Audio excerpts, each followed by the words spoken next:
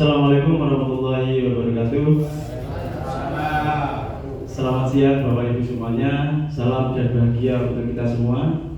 Pada hari ini saya akan melakukan kolaborasi dengan Bapak Muhammad Soleh, yaitu tentang budaya positif atau desiminasi aksi nyata pada modul 1.4. Saya dan Bapak Muhammad Soleh berada pada program Jalur Guru Penggerak Angkatan 11 dari Kabupaten Malang. Konsep utama pada modul budaya positif yang pertama yaitu paradigma belajar, yaitu perubahan paradigma belajar. Yang kedua adalah disiplin positif. Yang ketiga motivasi perilaku manusia. Yang keempat posisi kontrol. Yang kelima keyakinan kelas. Dan yang terakhir segitiga restitusi. Itulah konsep utama yang ada pada modul budaya positif. Pembelajaran dengan paradigma baru, yaitu pembelajaran dengan paradigma yang berdasarkan prinsip pembelajaran yang terdiferensiasi, sehingga setiap siswa belajar sesuai dengan kebutuhan dari tahap perkembangannya untuk mewujudkan profil pelajar Pancasila. Yang selanjutnya adalah disiplin positif. Dalam budaya kita, makna kata disiplin, sikap atau perilaku yang menunjukkan ketaatan terhadap aturan, norma, dan tata tertib yang berlaku dalam suatu lingkungan, baik itu di rumah, sekolah, maupun di masyarakat. Kita cenderung menghubungkan kata disiplin dengan ketidaknyamanan dan paksaan. Karena kita sadari semua, kalau kita berbicara tentang disiplin, pastilah seseorang itu yang muncul di benaknya pertama kali itu adalah sebuah hukuman atau konsekuensi dari sebuah tingkah laku. Jadi sebagai pendidik, tujuan kita adalah menciptakan anak-anak yang memiliki disiplin diri, sehingga mereka bisa berperilaku dengan mengacu pada nilai-nilai kebajikan universal dan memiliki motivasi intrinsik bukan ekstrinsik. Karena selama ini motivasi-motivasi yang dimiliki oleh anak-anak kebanyakan itu hanyalah motivasi ekstrinsik, bukan motivasi yang berasal dari dalam dirinya atau bukan motivasi yang muncul dari dalam dirinya sendiri. Selanjutnya itu kebutuhan dasar manusia. Manusia adalah makhluk sosial yang memiliki berbagai kebutuhan. Kebutuhan-kebutuhan tersebut dapat dikelompokkan menjadi 5, yaitu yang pertama, kebutuhan manusia akan bertahan hidup. Yang kedua, kebutuhan manusia akan penguasaan. Yang ketiga, kebutuhan manusia akan kebebasan. Yang keempat, kebutuhan manusia akan kasih sayang. Dan yang terakhir adalah kebutuhan manusia akan kesenangan. Kebutuhan-kebutuhan tersebut, kebutuhan dasar manusia yang dikelompokkan menjadi 5, yaitu bisa menjadi motivasi perilaku manusia. Sedangkan motivasi merupakan dorongan yang timbul pada diri seseorang secara sadar atau tidak sadar untuk melakukan suatu tindakan dengan tujuan tertentu. Jadi untuk memenuhi kebutuhan dasar manusia, manusia itu bisa memotivasi perilakunya sendiri-sendiri. Sedangkan motivasi perilaku manusia itu sendiri dibagi menjadi 3. Yang pertama, motivasi itu tercipta berdasarkan menghindari ketidaknyamanan dan hukuman. Kalau bagi murid, menghindari ketidaknyamanan dan hukuman itu biasanya didasari oleh murid melakukan disiplin diri karena ia takut dihukum. Ini merupakan motivasi ekstrinsik, motivasi yang berasal dari luar. Yang kedua, mendapat imbalan atau penghargaan dari orang lain. Murid melakukan disiplin diri karena ia ingin mendapat imbalan. Ini merupakan motivasi ekstrinsik juga, karena semua yang dilakukan baik menghindari ketidaknyamanan dan hukuman atau mendapat imbalan penghargaan dari orang lain itu adalah sesuatu yang berasal dari luar dirinya, sehingga muncul sebuah motivasi untuk dilakukan. Yang terakhir, menghargai nilai-nilai kebajikan diri sendiri. Murid melakukan disiplin diri karena sadar akan nilai kebajikan dirinya. Ini yang merupakan motivasi intrinsik atau motivasi yang muncul dalam diri murid dengan sendirinya. Meskipun motivasi ini tidak bisa muncul dengan sendirinya tanpa tuntunan dari seorang guru, tanpa motivasi dari seorang guru.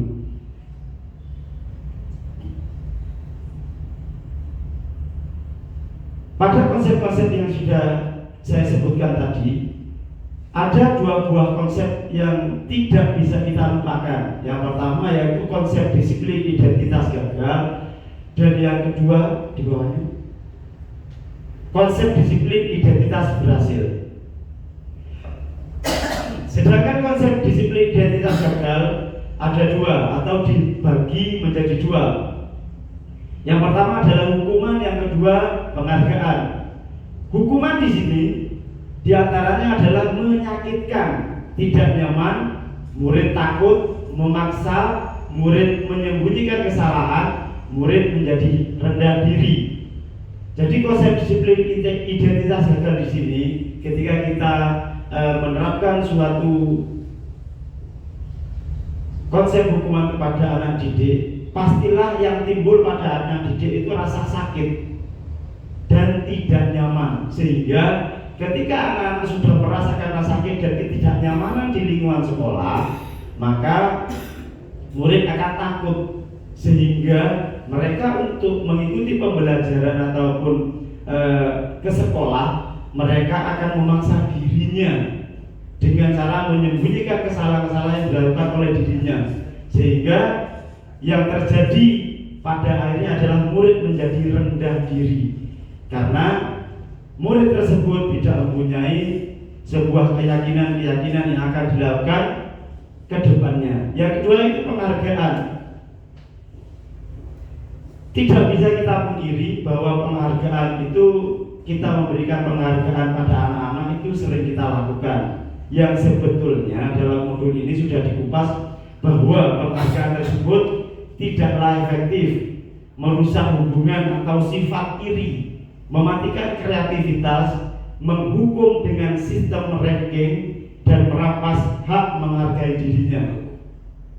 Jadi penghargaan di sini memang tidak selamanya efektif diberikan pada anak didik, karena ketika anak didik yang lain itu tahu secara langsung atau tidak langsung temannya mendapatkan sebuah penghargaan, baik itu berupa sanjungan ataupun berupa barang, itu pasti merusak hubungan karena sifat iri itu tadi. Dan anak-anak ketika kita sudah tidak memberikan lagi penghargaan, kreativitas anak itu kan terhenti. Kreativitas anak itu tidak akan muncul lagi tanpa kita beri penghargaan. Jadi di sini sifatnya, kalau kita memberikan penghargaan pada anak didik akan memiliki ketergantungan tersendiri atas penghargaan yang kita berikan.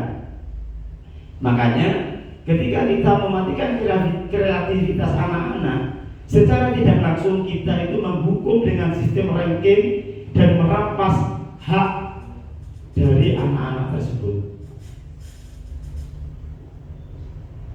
Konsep yang kedua yaitu konsep disiplin identitas berhasil, konsep yang berkebalikan dengan konsep yang pertama tadi. Sedangkan konsep disiplin identitas berhasil ini ada konsekuensi dan ada restitusi.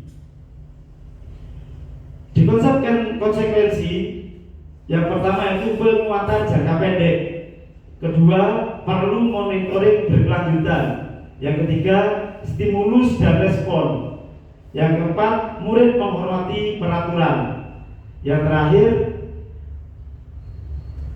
kehilangan waktu untuk merenungi kesalahan. Restitusi, murid bertanggung jawab untuk perilakunya, sedangkan fokus pemecahan masalah jangka panjang, murid menghormati dirinya dan orang lain. Teori kontrol, yang terakhir murid bersemangat memperbaiki kesalahan. Dari Dari konsep disiplin identitas berhasil ini setidaknya kita akan menemui sebuah perubahan dari anak-anak ketika ini diterapkan pada anak-anak. Akan tetapi tidak selamanya antara konsekuensi dan restitusi itu berhasil. Karena untuk menangani anak-anak yang bermasalah atau anak-anak yang mempunyai kasus itu tidak selamanya konsekuensi dan restitusi ini berjalan dengan lancar sesuai dengan masalah anak-anak yang dihadapi. Perbedaan antara hukuman, konsekuensi, dan restitusi itu mestinya mempunyai perbedaan masing-masing dan mempunyai kelemahan serta kelebihan masing-masing. Contoh kasus di sini, saya mengambil sebuah kasus terhadap siswa yang sering tidak mengerjakan PR. Kita berangkat dari awal yaitu hukuman. Setelah kita tahu siswa sering tidak mengerjakan PR, tentunya dengan hukuman, guru pastinya menghukum siswa tersebut dengan cara hormat bendera selama 10 menit. Guru marah dan murid menjadi takut. Ketika guru menghukum siswa tersebut dengan cara hormat pada bendera selama 10 menit, ini yang dialami murid langsung pada fisiknya dan pastilah berpengaruh pada kondisi psikisnya. Karena mau tidak mau, ketika kita memberikan hukuman kepada anak-anak, guru pastilah dalam keadaan marah, sehingga anak-anak menjadi takut dan tidak muncul kesadaran bagi anak-anak untuk memperbaiki kesalahannya. Bahkan anak-anak bisa dimungkinkan tidak paham tentang kesalahan yang mereka lakukan. Yang kedua yaitu konsekuensi. Guru memberikan konsekuensi untuk mengerjakan PR-nya saat istirahat atau dikerjakan sebanyak 3 kali lipat. Guru tegas dan siswa menghormati peraturan. Kalau kita lihat sepintas antara hukuman dan konsekuensi, itu lebih cenderung persentase kebaikannya untuk anak didik itu lebih baik konsekuensi. Akan tetapi sebetulnya konsekuensi ini sendiri juga termasuk hukuman yang lebih ringan daripada hukuman itu tersebut, karena ini merupakan konsekuensi, bisa dikatakan sebab akibat, hukum kausal yang berlaku dalam konsekuensi ini sendiri. Yang terakhir yaitu restitusi. Dengan restitusi, guru menanyakan keyakinan kelas atau dirinya dan membantu siswa menyelesaikan masalahnya. Nah, pada restitusi ini, sebelum kita menerapkan restitusi, tentunya kita yang pertama kali adalah membuat keyakinan kelas dengan kesepakatan-kesepakatan yang telah disepakati oleh anak-anak, sehingga ketika ada kasus siswa sering tidak mengerjakan PR, barulah kita bisa melaksanakan restitusi tersebut dengan cara menanyakan keyakinan kelas yang sudah disepakati bersama. Yang kedua, guru terbuka dan siswa menghormati dirinya dan orang lain, karena berdasarkan dari keyakinan kelas yang sudah diberikan oleh guru atau yang sudah disepakati bersama, muncullah kesadaran pada anak-anak sehingga siswa itu lebih menghormati dirinya dan lebih menghormati orang lain. Demikian pemaparan saya pada diseminasi kali ini. Selanjutnya akan dilanjutkan oleh Bapak Mahasiswa. Kepada beliau kami persilakan.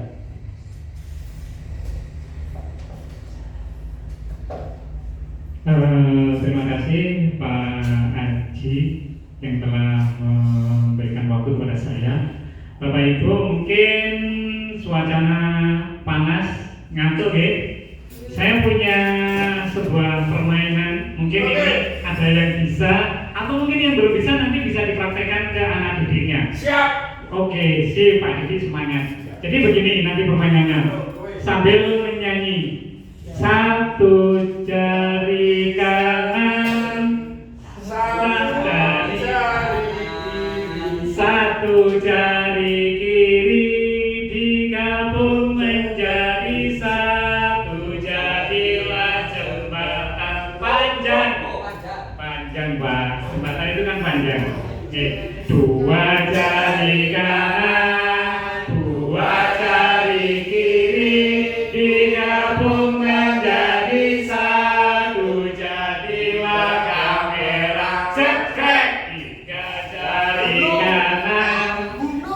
jari kiri digabung menjadi satu, jadilah menara tinggi. Empat jari kanan, empat jari kiri digabung menjadi satu, jadilah kelinci. Lompat. Lima jari kanan, lima jari kiri digabung menjadi satu, bersalam-salaman. Semoga diperhatikan, Bin. Sampai berdiri, monggo Bapak Ibu. Biar satu.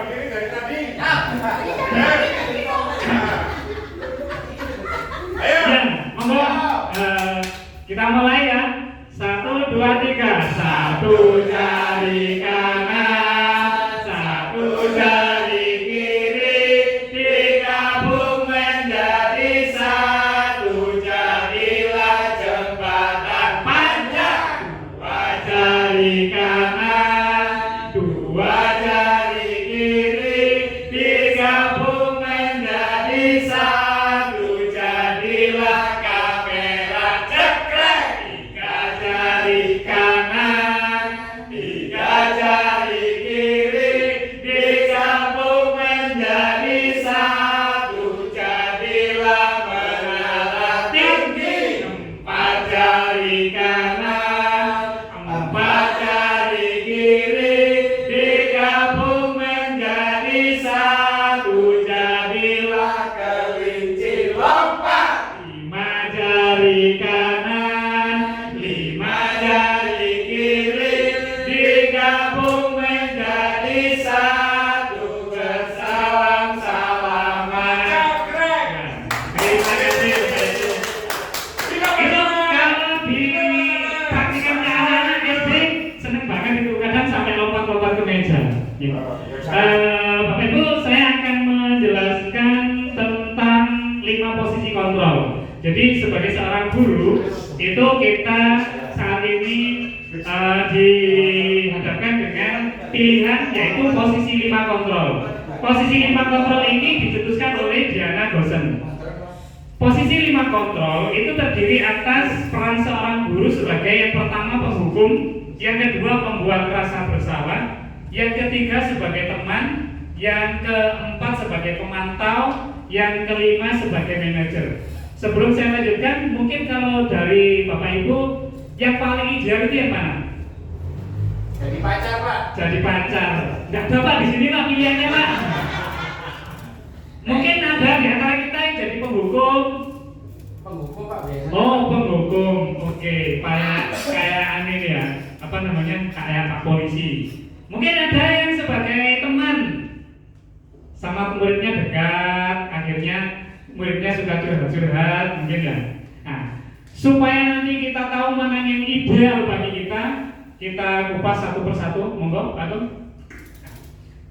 Seorang guru itu memiliki pilihan 5 posisi kontrol tadi, itu bisa kita terapkan. Misalnya ini ada kasus siswa tidak memakai atribut lengkap saat upacara bendera.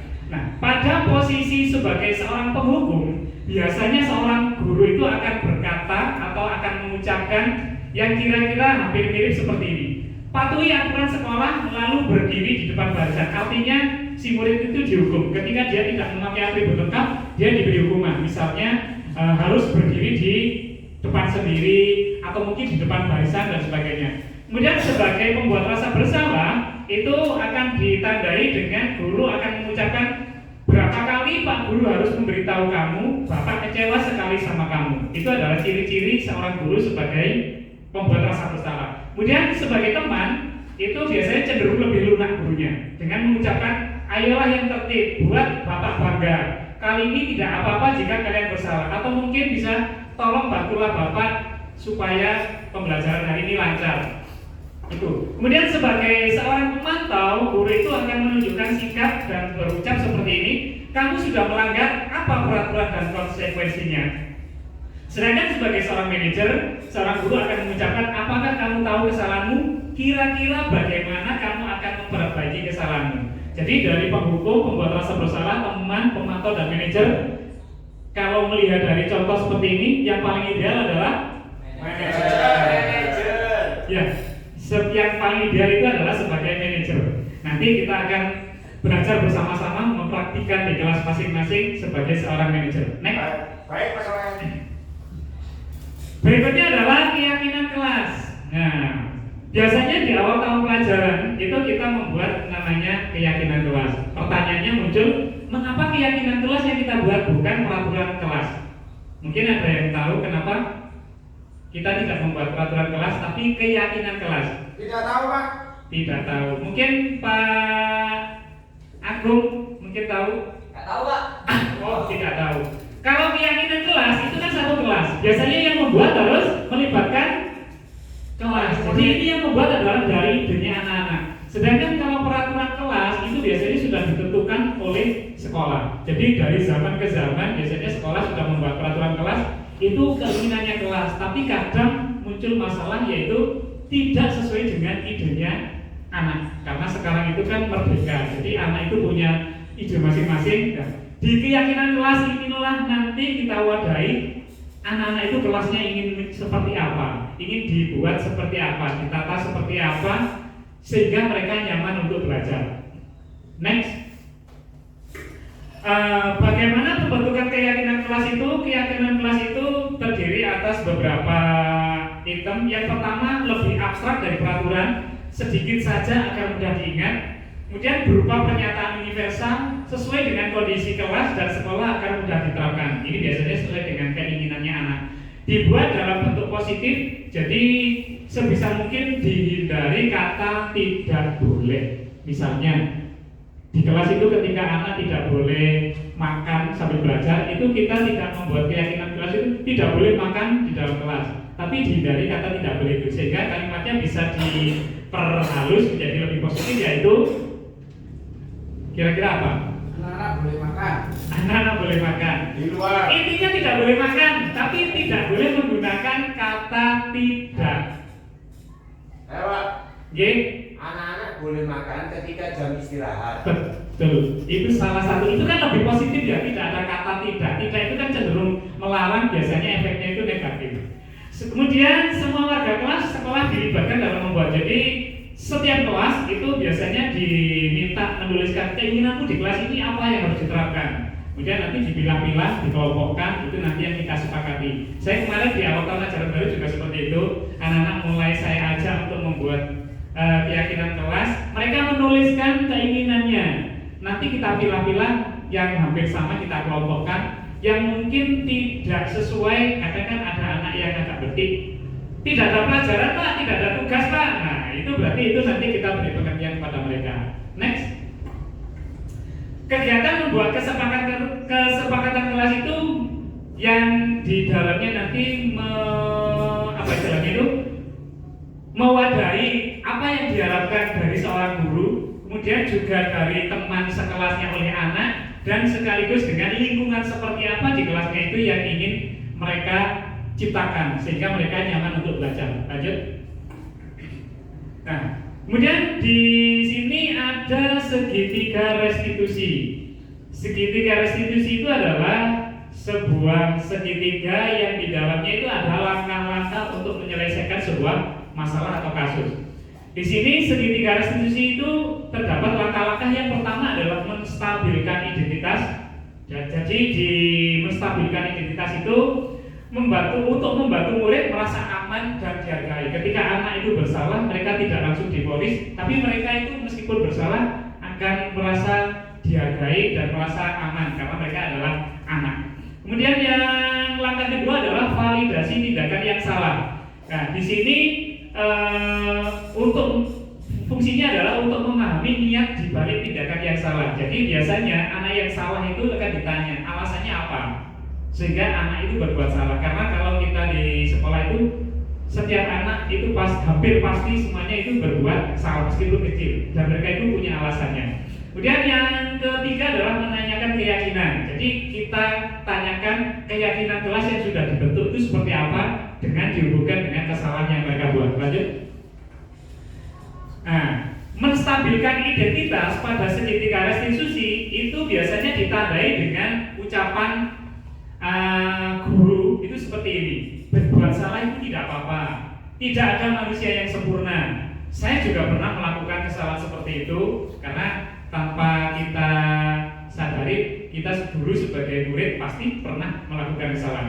Kemudian Bapak Ibu tidak tertarik mencari siapa yang salah, tapi Bapak Ibu ingin mencari solusi. Kemudian berhak merasa begitu, kamu berhak merasa begitu. Apakah kamu sedang menjadi teman baik buat dirimu sendiri? Itu adalah ucapan-ucapan yang dilakukan oleh seorang guru. Kemudian pada validasi tindakan yang salah itu ditandai dengan ucapan, padahal kamu bisa melakukan yang lebih buruk dari ini ya.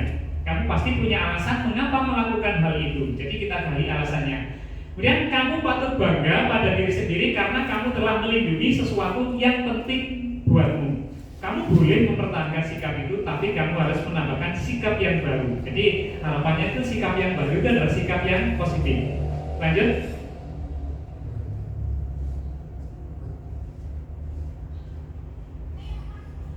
Selanjutnya adalah yang terakhir dalam segitiga restitusi itu adalah menanyakan keyakinan kelas.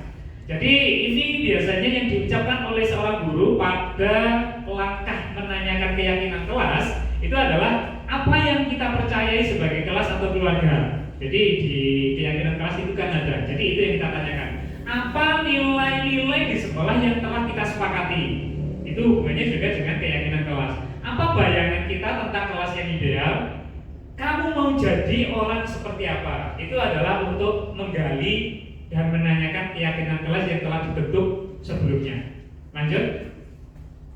Nah, Bapak Ibu, demikian pemaparan yang dapat saya sampaikan dari awal hingga akhir. Mungkin dari Bapak Ibu ada masukan atau mungkin beberapa pertanyaan? Tidak ada? Cukup ya? Ya, nanti kalau ada pertanyaan di kemudian hari, katakanlah panjenengan menemukan masalah kemudian lupa dengan apa yang telah kita peroleh, mungkin nanti kita bisa berkolaborasi lagi dalam kegiatan yang lain. Mungkin itu yang bisa saya sampaikan. Ada kurang lebihnya mohon maaf. Saya akhiri. Assalamualaikum warahmatullahi wabarakatuh. Waalaikumsalam warahmatullahi wabarakatuh.